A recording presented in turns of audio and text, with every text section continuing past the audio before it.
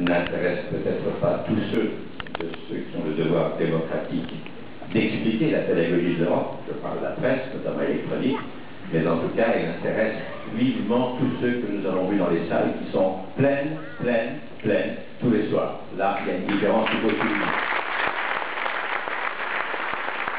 Deuxièmement, en vous remerciant une nouvelle fois, je veux particulièrement distinguer nos hôtes, monsieur le maire, et merci de votre accueil, et les responsables de la fédération départementale de votre mouvement et les élus, mon ami Eric Raoult.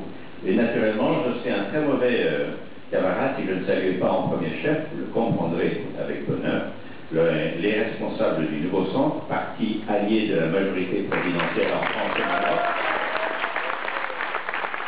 et notamment qui est le maire du Bourget et qui est le responsable du nouveau centre dans ce département.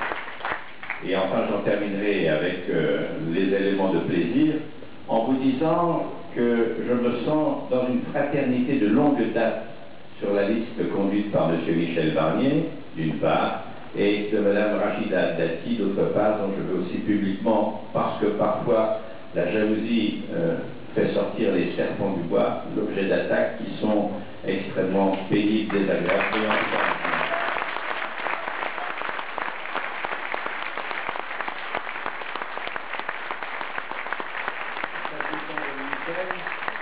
Je ne referai pas le pédigré de sa carrière, puisque ça a été fait, puisque vous le connaissez surtout. Je veux dire simplement que c'est certainement en France un des hommes d'État les plus européens que je connais de façon constante dans cette situation d'esprit depuis au moins une trentaine d'années. Et là, il n'y a pas eu de passion.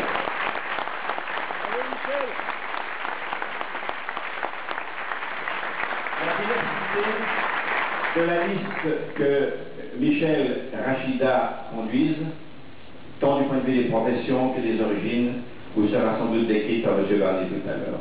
Pour répondre beaucoup plus profondément et rapidement maintenant, madame, à votre question, les valeurs sont piétinées par beaucoup de gens et pourtant y a-t-il une personne dans cette salle qui, lorsque un délit est commis, un crime à plus forte raison, mais simplement un manquement, ou simplement des gens qui sont égarés et qui cherchent à se raccrocher à quelque chose, y a-t-il une seule personne dans cette salle qui ne le rappellerait pas aux valeurs? Il en est ici comme en Europe. C'est le plus fort de ce qui nous unit, tous les restes en sont la conséquence. Ça, c'est une première chose. La deuxième chose que je veux vous dire, c'est qu'à travers l'histoire récente, après la Deuxième Guerre mondiale, ce sont d'abord les valeurs qui ont amené les hommes politiques, notamment les fondateurs, mais ceux qui ont perpétué leur action, y compris ceux d'aujourd'hui, à inventer des politiques qui nous permettaient d'atteindre des buts. Les politiques, ce sont les moyens, les valeurs, ce sont les buts. La première d'entre elles, c'est naturellement la paix. C'est un continent qui, depuis 60 ans, vit en paix, alors que tout le monde a eu à l'intérieur de l'Europe des guerres avec tout le monde, les Français avec les Allemands avec les Polonais, les Allemands avec les Hongrois, les Autrichiens et les Hongrois eux-mêmes, les Croates et les Autrichiens, les Suédois et leurs voisins du Nord et aussi du Sud. Ouais. Nous nous sommes battus pendant des siècles et des siècles, et la première valeur à laquelle les pères fondateurs ont permis d'avoir un socle magnifique, c'est qu'ils ont su construire de quoi préserver la paix qui aujourd'hui encore fait que pendant que nous parlons, nous pouvons respecter ce qu'évoquent ces principes, mais nous savons aussi loin que nous défendons ces valeurs, ça ne nous concernera plus. Et ça, personne ne peut l'oublier ni le négliger. Vous pouvez vous aussi le saluer, car c'est l'essentiel, la paix.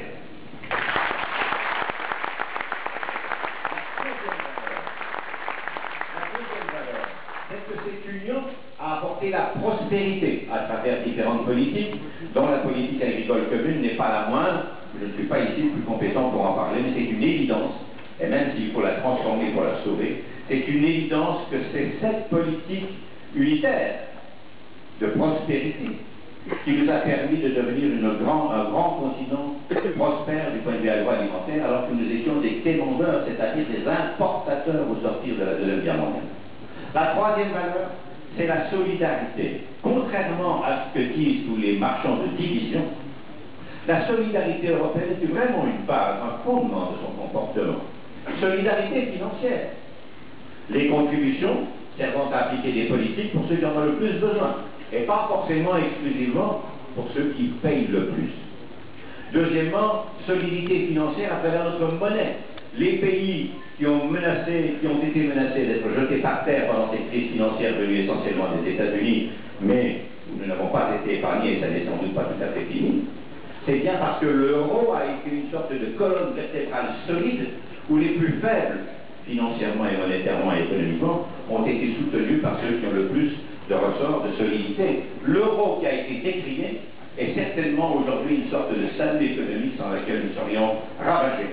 Il faut dire les réalités, et mesdames, messieurs, vous avez le droit d'en prendre conscience et de le dire autour de vous. La troisième chose, parmi les valeurs de solidarité, c'est en effet ce qui se met en place depuis quelques années, et notamment qui commence à nous préserver contre les dégâts sociaux, des délocalisations, notamment à l'intérieur de l'Union et surtout à l'extérieur de l'Union. Il faudra, c'est vrai, dans l'Europe qui nous protège, aller beaucoup plus loin que ça. Je voudrais dire deux dernières choses.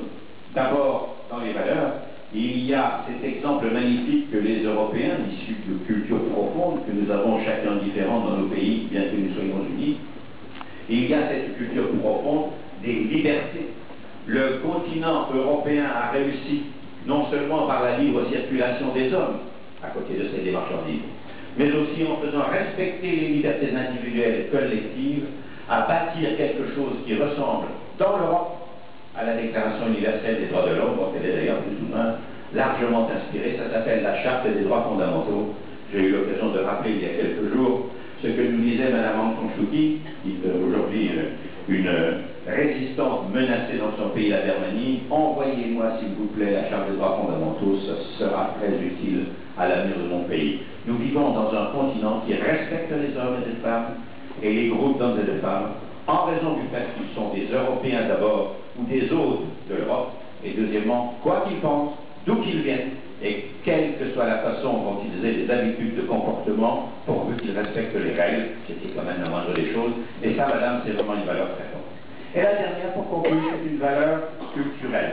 On n'en parle pas assez, c'est bien dommage, et on comprend un peu pourquoi, puisque nous sommes différents. Cette valeur culturelle, nous devons être fiers, nous Français, d'avoir exposé, montré à travers l'Union européenne et le monde d'ailleurs, que par l'exception culturelle française, nous pouvions faire de la culture un socle de vitalité, un socle distinctif des pays dont les cultures étaient malmenées, notamment par la chute de l'audiovisuel, le cinéma qui disparaît, l'édition qui disparaît, etc. Et la France veut s'enorgueillir de montrer l'exemple en Europe, de la défense de la culture comme un élément moderne des citoyens dans la vitalité de tous les jours. Et c'est à ce sujet que je veux rappeler, afin d'être bien compris, si par hasard je ne l'ai pas été, que la loi Hadopi dont on vous a parlé récemment, même si c'est difficile de construire une loi dans un système qui est une sorte de grand pour-tout qu'on appelle Internet, elle a un mérite formidable et essentiel et qui touche aux valeurs que vous avez évoquées, madame. C'est qu'elle montre à tout le monde que la propriété intellectuelle, le travail des artistes, des peintres, des écrivains, des cinéastes, des sculpteurs, les artistes, est inviolable, mérite rétribution, salaire, et que c'est un élément fondamental de notre exception culturelle dont l'Europe devra peu ou prou à un moment ou à un autre s'inspirer pour faire vivre tous ces créateurs. Voilà quelques-unes des valeurs auxquelles nous tenons. N'oubliez pas, les politiques que nous appliquons sont des choses, ce sont des moyens. Les valeurs qui nous rassemblent dans les frontières de l'Union, c'est enfin ce que nous avons, le but que nous recherchons pour vivre en paix, dignement et debout, quelles que soient les difficultés du monde présent, et je sais qu'il y en a. Merci madame, merci beaucoup.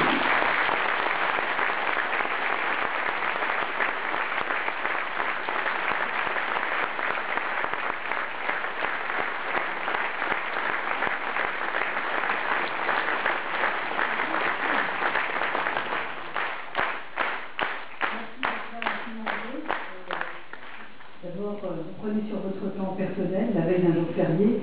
Nous, avec Michel, avec Jean-Marie, avec toute l'équipe, on est toujours très touchés quand les salles sont pleines, et elles le sont assez régulièrement dans la scène de famille, elles témoignent d'un véritable attachement et de vrai témoignage d'affection, puisque les salles sont toujours pleines en pleine famille. Donc, je voulais en profiter pour remercier Michel, Patrick, Eric, de leur accueil, et tous les élus qui sont au premier rang, puisque je reconnais André, et de leur accueil systématique. Si vous êtes là, c'est pas uniquement grâce à nous, ou le fait qu'on soit là, c'est parce que les élus de votre département sont mobilisés, sont à votre service, et souhaitent aussi que vous soyez le plus appliqué possible dans les enjeux qui nous concernent tous. Donc encore une fois, en votre nom à tous, je voudrais remercier tous les élus et les responsables départementaux pour avoir organisé cette réunion qui a beaucoup de succès ce soir parce que vous êtes nombreux. Donc pour eux, merci beaucoup.